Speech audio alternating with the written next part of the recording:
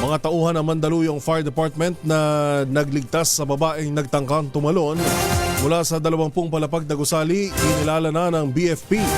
Detalye na balita RH5, Val Gonzales. Val, good morning. Good morning, Kuya Yuel. Pinapurihan ng Bureau of Fire Protection ang mga tauhan ng Mandaluyong Fire Department sa kanilang matapang na pagligtas sa isang babae na nagtangkang tumalon mula sa ika-20 palapag na condominium building sa lungsod ng Mandaluyong. Ayon sa BFP, ang mga tauhan ng Mauay Fire Station ay tinawag upang tumulong sa isang emergency noong pagpasok o unang mga oras ng 2026.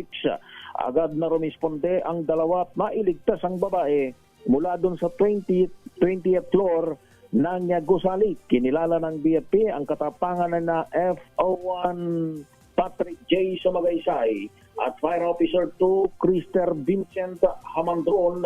Ang mga bombero na unang tumulong sa babae at sinigurong kanyang kaligtasan. Ang babae matagumpay na nailigtas at na-turn over sa PNP. Ang insidenteng ito, ayon sa BFP, ay nagpapakita ng kahandaan ng kagawaran sa pagtugon sa anumang emergency.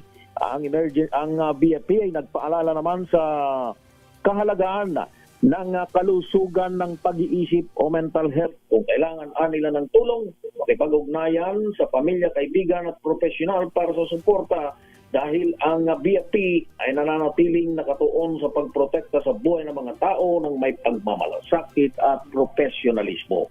Ako si Val Gonzales, DJ Rito, na sa Pilipinas, una sa Pilipino. Magandang umaga! Magandang